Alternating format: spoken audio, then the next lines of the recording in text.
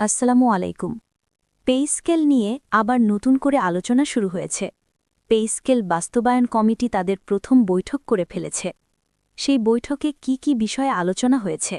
সেখানে আলোচনা হয়েছে পে কমিশন যে সুপারিশটা দিয়েছে সেটা কতটুকু গ্রহণযোগ্য। আর আরেকটা গুরুত্বপূর্ণ ব্যাপারে কথা হয়েছে, সেটি হল আসন্ন পে স্কেল যে বাস্তবায়ন করা হবে সেখানে অর্থসংস্থান কোথা থেকে হবে। মূলত এই দুইটা টপিক পে স্কেল বাস্তবায়নের জন্য সবচেয়ে গুরুত্বপূর্ণ।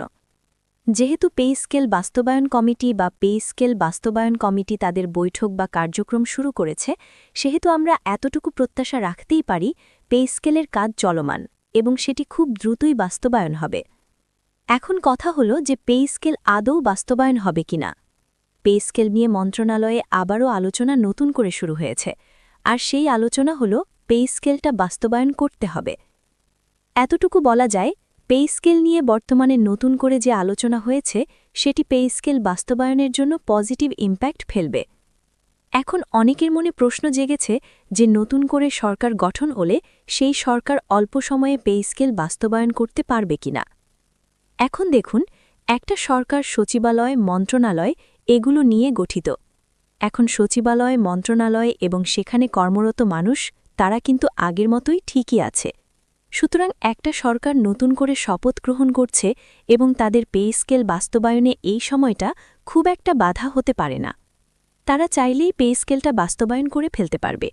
কিন্তু দুঃখের বিষয় এটাই, যখন পে স্কেল নিয়ে কথা বলা জরুরি তখন সরকারি চাকুরিজীবীরা পে স্কেল নিয়ে কথা বলা বন্ধ করে দিয়েছে। এটি খুবই দুঃখজনক। এমনকি আমরা যখন পে স্কেল নিয়ে নতুন করে কথা বলা শুরু করেছি, পে স্কেল নিয়ে কথা বলার প্রয়োজনীয়তা অনুভব করে, তখন তারা আমাদেরকে এই কথা বলার ক্ষেত্রে বাধা প্রয়োগ করছে। এটি কোনোভাবেই কাম্য নয়, এটি কোনোভাবেই গ্রহণযোগ্য নয়।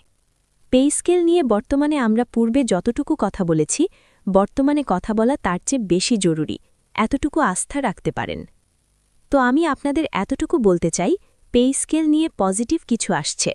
আজকে সারাদিন কিছু খোঁজখবর নেওয়ার চেষ্টা করলাম, সেখানে এতটুকুই জানতে পেরেছি যে যতটুকু হচ্ছে, যা হচ্ছে, এটা পজিটিভ একটা ইম্প্যাক্ট। আর আরেকটা ব্যাপার, অনেকেই আমার কমেন্ট বক্সে কমেন্ট করেন। আমি পত্রিকার নিউজগুলো আপনাদের সাথে শেয়ার করি। দেখুন, আমি বরাবর নিজেকে কখনোই আপডেট দাতা হিসেবে দাবি করিনি। আমি আপডেট দাতা নই, আমি একজন অ্যানালিস্ট। আমার কাজ বা আমি নিজের ডিউটি যতটুকু মনে করি সেটি হলো পে স্কেলের আলোচনাটা চলমান রাখা এবং আমাদের পে স্কেলের দাবিগুলো কেমন হওয়া উচিত এবং পে স্কেল ভবিষ্যতে কেমন হওয়া উচিত সেই আলোচনা করা আর তার তথ্যবহুল বিশ্লেষণ করা, এতটুকুই আমার কাজ। এখন আপনারা যদি আমার কাছ থেকে বিভিন্ন ধরনের আপডেট প্রত্যাশা করেন, সেটা আপনাদের ভুল। আমি কখনোই পে স্কেল নিয়ে আপডেট দেওয়ার চেষ্টা করিনি এবং সেটি আমার ডিউটি হিসাবেও আমি ফিল করি না।